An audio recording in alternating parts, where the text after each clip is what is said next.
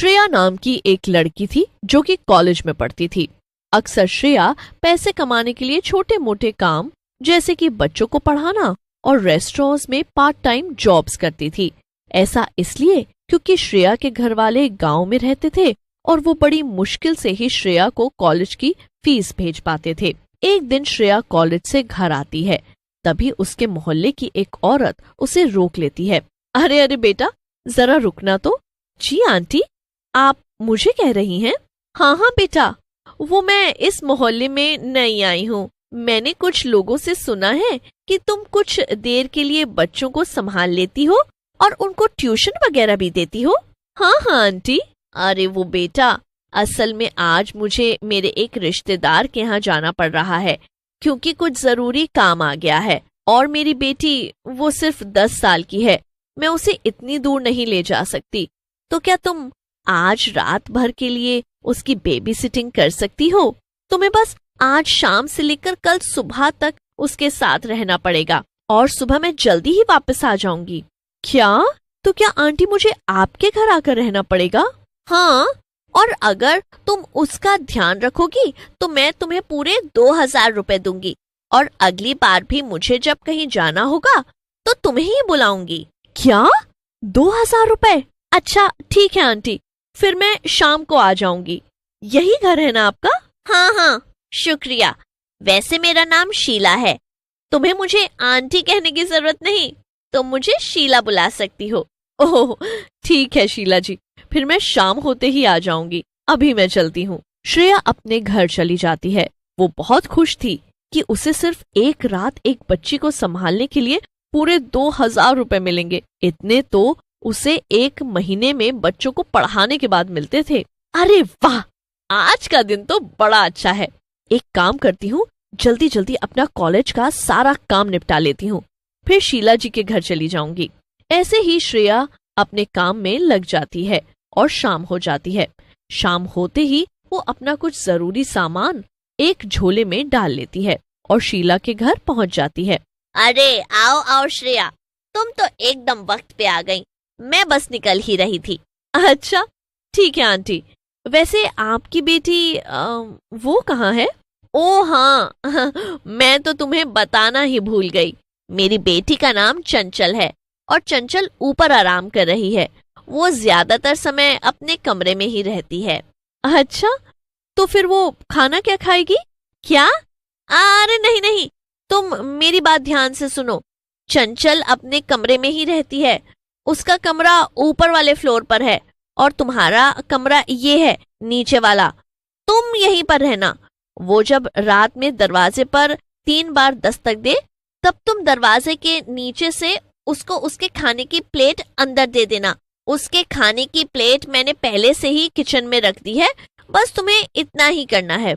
श्रेया, चाहे कुछ भी हो जाए, मेरी बेटी के दरवाजे को बाहर से मत खोलना और उसे सिर्फ खाना देने के लिए ही उसके कमरे के पास जाना। श्रेया को शीला की ये सब बातें बहुत अजीब लगती हैं, मगर इससे पहले कि वो शीला से कुछ पूछ पाती, शीला वहां से अपना बैग लेकर चली जाती है। चंचल का कमरा घर के ऊपर था। श्रेया उसका कमरा देखने जाती है तो एकदम दंग रह जाती है। ऊपर वाले फ्लोर पर एकदम अंधेरा था और वहां सिर्फ एक ही कमरा था। उस कमरे के बाहर एक बड़ा सा ताला लगा हुआ था और दरवाजे के नीचे थोड़ी सी जगह थी जहां से खाने की प्लेट अंदर करी जा सकती थी। श्रेया को ऊपर कुछ ठीक नहीं लगता, इसलिए वो जल्दी से नीचे आ जाती है। श्रेया अपने कमरे में चली जाती है और अपनी किताबें पढ़ने लगती है। ऐसे ही आधी रात बीत जाती है और श्रेया की आंख लग जाती है। तभी अचानक से आधी रात में चंचल के कमरे से आवाज आने लगती है। आवाज से श्रेया की आंख खुल जाती है। तभी श्रेया को फिर से 3 बार दरवाजे की दस्तक सुनाई देती है। श्रेया को वो आवाज सुनकर काफी डर लगता है। श्रेया उठती है और जाकर किचन से वो खाने की प्लेट उठा लेती है। खाने की प्लेट ढकी हुई थी पर उसमें से बहुत बदबू आ रही थी। श्रेया ढकी हुई प्लेट हटाकर देखती है तो दंग रह जाती है।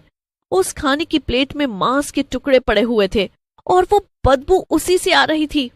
तभी श्रेया को फिर से वो दरवाजे की दस्तक 3 बार सुनाई देती है। श्रेया खाने की प्लेट वापस से ढक देती है और सीढ़ियों के ऊपर चली जाती है। मगर अचानक से दरवाजे से आने वाली आवाज बहुत ऐसा लगने लगता है जैसे कोई कमरे के अंदर से जोर जोर से दरवाजा पीट रहा हो। अरे ये अचानक से आवाज इतनी तेज कैसे हो गई? मुझे तो बहुत डर लग रहा है, अब क्या करूं? श्रेया प्लेट दरवाजे के नीचे से थोड़ा सा अंदर करती है और अंदर से कोई जल्दी से खींच लेता है। श्रेया कुछ देर दरवाजे को रुक कर देखती है, मगर फिर वो दोबारा नीचे जाने लगती है। लेकिन तभी उसे अंदर से एक आवाज सुनाई देती है, सुनो, मुझे यहाँ से बाहर निकालो। अब मैं क्या करूं? ये तो बाहर आने को कह रही है। नहीं नहीं, इसकी माँ ने तो मना किया था, मैं इसे बाहर नहीं निकाल सकती हूँ। मुझे बाहर निकाल दो प्लीज। अरे ये तो इतनी छोटी बच्ची की आवाज है और उसे अंदर डर लग रहा है। इसके बाद श्रेया बिना ज्यादा कुछ सोचे समझे वो दरवाजा खोल देती है, लेकिन अंदर का नजारा देखकर उसके होश ही उड़ जाते हैं। अंदर एक छोटी चुड़ैल थी जो कि बहुत डरावनी लग रही थी। तुझे मेरी माँ ने यहाँ रोका था ना, ताकि तू मुझ पर नजर रख सके। अब मैं तुझे छोड़ूंगी नहीं, कच्चा चबा जाऊंगी तुझे। नहीं नहीं, मुझे जाने दो, मेरी कोई गलती नहीं है। मैंने तो ये सब बस थोड़े से पैसे कमाने के लिए किया था। मुझे तो ये तक नहीं पता था कि तुम एक चुड़ैल हो, मुझे जाने दो। श्रेया की बात सुनकर चुड़ैल का गुस्सा कुछ कम हो जाता है और वो श्रेया से कहती है, ठीक है, तुम जा सकती हो। तुमने मुझे आजाद किया, इसलिए मैं तुम्हें यहाँ से जाने दूंगी। श्रेया को लगता है कि वो बाल बाल बची। वो जल्दी से अपना सामान उठाती है और भागने लगती है, लेकिन तभी उसकी नजर उस चुड़ैल पे जाती है। वो जमीन पे बैठी रो रही थी। उसे देखकर श्रेया को बहुत ज्यादा बुरा लगता है और वो उससे कहती है, आखिर क्या हुआ था तुम्हारे साथ? तुम ऐसे हालात में कैसे आ गई और क्या मैं तुम्हारी कोई मदद कर सकती हूँ? श्रेया की बात सुनकर चुड़ैल और रोने लगती है।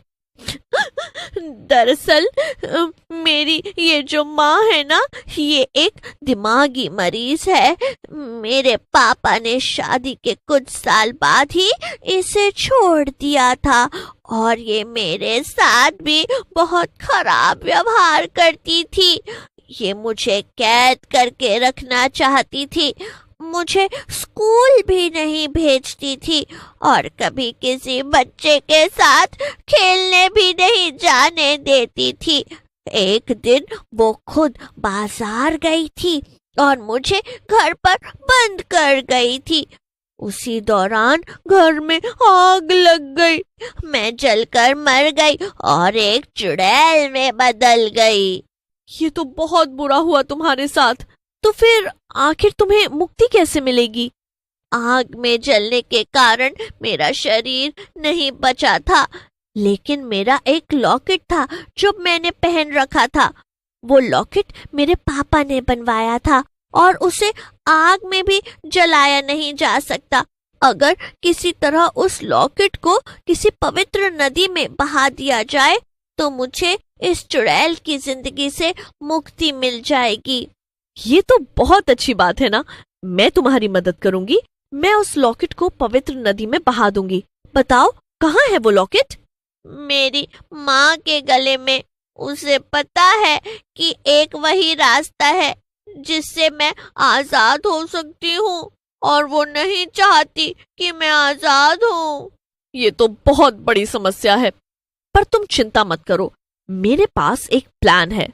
श्रेया चुड़ैल को वापस कमरे में बंद कर देती है और सुबह होने का इंतजार करने लगती है। अगले दिन सुबह जैसे ही शीला आती है, वो श्रेया से कहती है, थैंक यू श्रेया, तुमने मेरी बच्ची का रात भर ध्यान रखा। ये लो तुम्हारे पैसे। श्रेया पैसे लेकर शीला को गले लगा लेती है और उससे कहती है, नहीं नहीं, थैंक यू तो तुम्हें शीला, मुझे इन पैसों की बहुत जरूरत थी।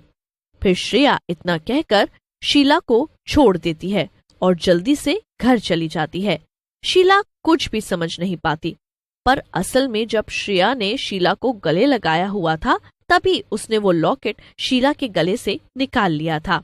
श्रेया जल्दी से जाकर उस लॉकेट को पास की पवित्र नदी में बहा देती है, जिससे कि चंचल